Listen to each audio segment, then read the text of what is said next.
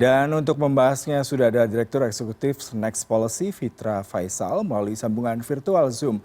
Selamat pagi Mas Fitra. Mas Fitra, kita bicara mengenai optimisme dari Bank Indonesia terkait dengan resesi. Jika kita bicara mengenai tadi ya inflasi, kemudian juga perubahan suku bunga yang sudah 3 kali naik, apa sebenarnya yang bisa dikutip dari pernyataan ini yang sedikit banyak pastinya menjadi kenyataan bahwasanya kita bisa terbebas dari resesi? Ya, jadi kalau kita melihat definisi dari resesi itu sendiri, ya, resesi itu kan sebenarnya pertumbuhan negatif 2 kuartal berturut-turut, ya itu berdasarkan konsep. Nah, kalau melihat kondisi itu, artinya kita sudah meninggal, gitu kan? Artinya resesi saya rasa masih jauh.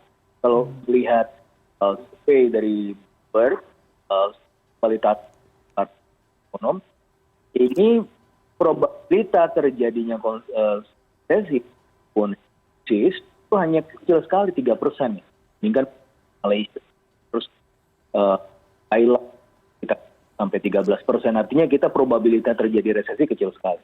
Dan kalau masih melihat forecast di tahun ini, forecast kami menunjukkan antara 5,1 sampai 5,2% di tahun ini. Nah, tentu momen penentuannya kita melihat nanti pengumuman BPS di ke depan.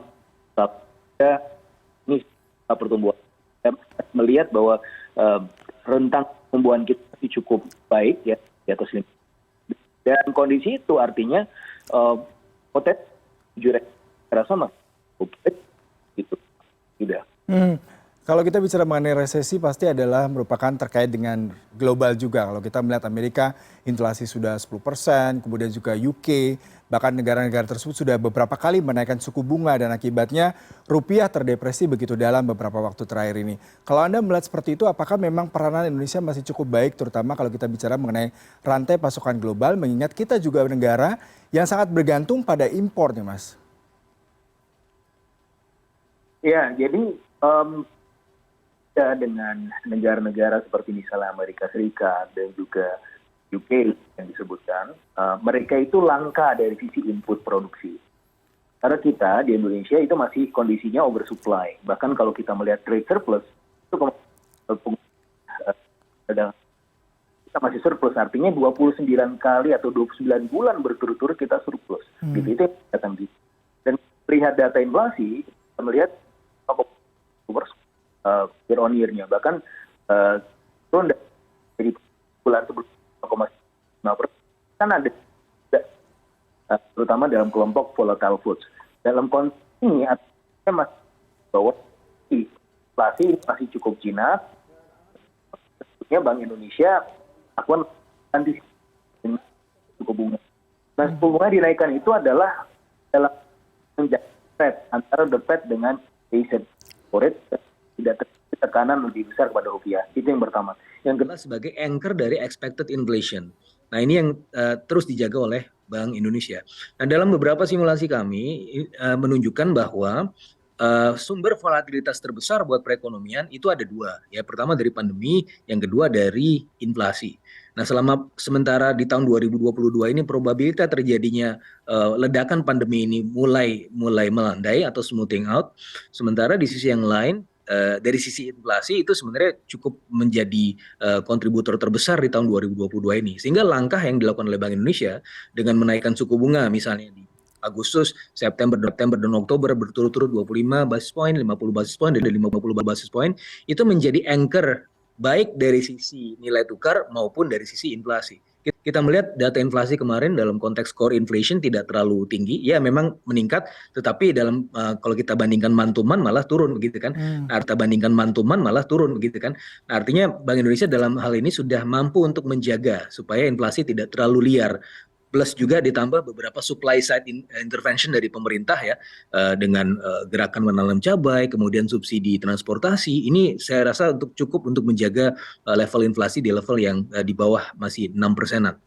Nah, dalam kondisi itu mungkin pertanyaan selanjutnya adalah, loh kalau Bank Indonesia menaikkan suku bunga, apakah itu akan kemudian berlawanan arah dengan momentum perbaikan pertumbuhan ekonomi kita gitu kan, karena kita ingin mencapai pertumbuhan ekonomi 5%.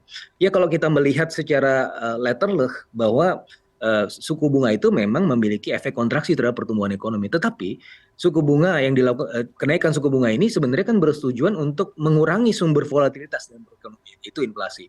Nah, dalam hal ini, dalam beberapa simulasi kami menunjukkan bahwa justru dengan Bank Indonesia menaikkan suku bunga, ini resiko inflasi mereda, dan di sisi yang lain pertumbuhan ekonomi ini bisa menjadi lebih lebih bagus begitu ya prospeknya. Kenapa?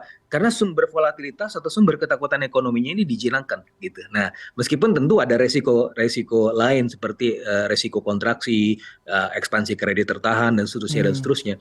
Tetapi resiko ini jauh lebih kecil dibandingkan dengan resiko volatilitas. Sehingga pada akhirnya apa? Ketika Bank Indonesia menaikkan suku bunga bukan melawan momentum pertumbuhan, justru itu untuk juga menjaga momentum pertumbuhan ekonomi sampai akhir tahun ini setidaknya masih di atas 5%. Karena ketika inflasi meningkat, justru kalau dari simulasi kami menunjukkan bahwa ini justru efeknya buruk buat perekonomian. Nah, ini yang terus dijaga oleh Bank Indonesia dan juga oleh pemerintah untuk supaya inflasi ini berada di level yang tidak terlalu liar begitu, Mas Yuda. Ya Mas Fitra, tapi yang menjadi buah si malakama ketika Bank Indonesia menaikkan suku bunga sudah 3 kali ya, bahkan sejak Agustus lalu untuk menstabilkan nilai tukar rupiah, kemudian juga menjaga inflasi terkendali, tapi data deflasi naik nih ya 0,11% di bulan Oktober ini. Akibatnya pasti berpengaruh kepada tadi kredit, usaha kecil, kemudian juga pertumbuhan ekonomi di mana sektor real juga pastinya terkena dampak yang secara signifikan. Jumlah uang beredar banyak, tapi masyarakat sepertinya lebih memilih untuk menahan uang mereka. Tapi di satu sisi Anda katakan tadi kita harus bergerak, pertumbuhan ekonomi terus berjalan. Bagaimana dengan resiko dari dua sisi mata uang ini? Iya, jadi yang memang ada resikonya ketika Bank Indonesia menaikkan suku bunga. Tetapi kita lihat begini, pertumbuhan kredit ya sekarang ini meningkat. Sementara pertumbuhan DPK dana pihak ketiga itu justru turun. Artinya apa? Masyarakat semakin percaya diri untuk melakukan spending, gitu ya. Jadi di satu sisi likuiditas perbankan itu mengkerut, tapi di sisi yang lain spending di real sector itu meningkat. Nah, tapi di sisi yang lain kita juga harus menjaga supaya likuiditas ini tidak terlalu kering. Caranya bagaimana? Caranya adalah dengan menaikkan suku bunga, gitu kan? Supaya apa? Supaya ada balancing ya antara sisi kiri dan sisi kanan, sehingga resiko-resiko sistemik itu tidak akan terjadi. Ketika rupiah menjadi terdepresiasi, ya menjadi sangat sangat lemah begitu ya, itu akan muncul resiko sistemik. Maka ini coba dijaga oleh Bank Indonesia dengan apa? Menjaga spread antara the Fed dengan Bank Indonesia 7 days repo rate. Dengan melakukan itu ada konsekuensinya, yaitu ada kredit yang tertahan, ekspansi usaha yang tertahan karena kredit lebih mahal dan seterusnya. Tapi kalau kita bandingkan dua resiko itu jauh lebih kecil dari resiko inflasi dan resiko nilai tukar. Sehingga apa? Bank Indonesia mencoba untuk melakukan prioritas ya untuk memakan inflasi. Yang kedua adalah untuk menjaga kestabilan nilai tukar. Yang terjadi adalah prospek pertumbuhan ekonomi kita menjadi lebih baik. Yang jelas dalam konteks bauran kebijakan kita lebih baiklah, bahkan dibandingkan dengan Inggris. Liz Truss itu kan harus turun dari jabatannya karena dianggap tidak melakukan prinsip bauran kebijakan yang baik begitu ya. Di satu sisi pemerintah di Inggris justru melakukan kebijakan-kebijakan yang inflator, sementara Bank of England di sana justru melakukan kebijakan-kebijakan yang memakan inflasi. Ini kan jadi saling meng-offset, makanya itu kemudian tidak dipercaya oleh market. Liz Truss kemudian mengundurkan diri digantikan dengan Rishi Sunak. Tetapi di kita saya rasa prinsip bauran kebijakan ini masih berjalan dengan baik, ya tidak ada masalah berarti di lapangan. Buktinya Bank Indonesia masih terus berkoordinasi dan bertujuan untuk memakan inflasi di satu sisi dari demand side-nya, sementara dari pemerintah mencoba untuk kemudian melakukan cara-cara antisipatif untuk mengurangi sisi inflasi dari supply side-nya dengan subsidi ke transportasi ya di level daerah itu kan Presiden juga menghimbau supaya daerah mengalokasikan sebagian dari APBD-nya, dari DAU-nya, untuk kemudian digunakan untuk subsidi transportasi sehingga tidak terjadi pass-through effect dari sektor transportasi kemudian ke masyarakat, gitu ya. Nah, yang kedua adalah juga menggiatkan gerakan menanam cabai misalnya, itu dari bulan Agustus. Kalau kita hitung-hitung dari bulan Agustus sampai sekarang, Agustus itu berarti sudah 2,5 bulan. Dan itu ya sesuai dengan kemarin terjadi tren deflasi di kelompok volatile foods gitu ya. Dan dalam kondisi ini saya rasa kita masih on the right track. Jadi second round effect justru yang kemarin ditakutkan akibat dari penyesuaian harga BBM itu tidak terlalu signifikan terjadi di bulan-bulan ini begitu. Iya, terakhir nih Mas Fitra, terkait dengan kebijakan pemerintah untuk melakukan intervensi tadi menaikkan suku bunga, kemudian juga menjaga inflasi.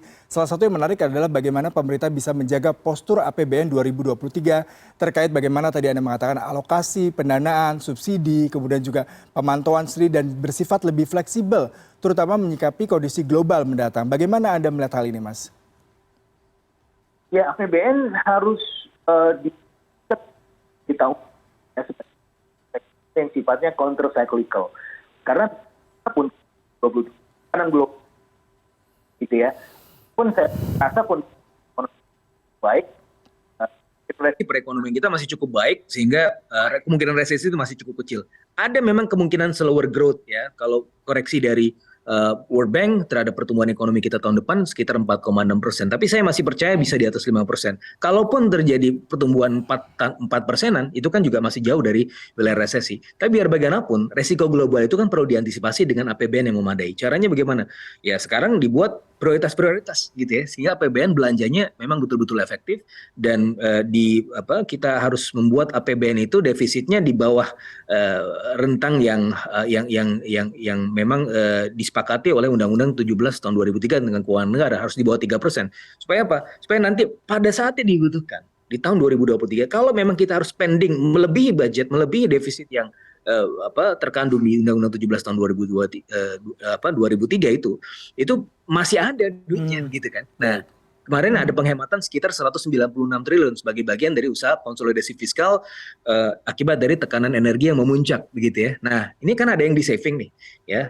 Tidak semuanya kemudian bisa dikeluarkan tahun ini mungkin ya. Bisa dikeluarkan juga di tahun depan dalam rangka untuk antisipasi dan untuk sebagai bantalan. Ya jadi efek mode counter cyclical ya dari APBN ini yang dijalankan di tahun 2023 mendatang begitu. Baik, terima kasih Mas Fitra Faisal selaku Direktur Eksekutif Next Policy untuk perbincangannya pagi hari ini.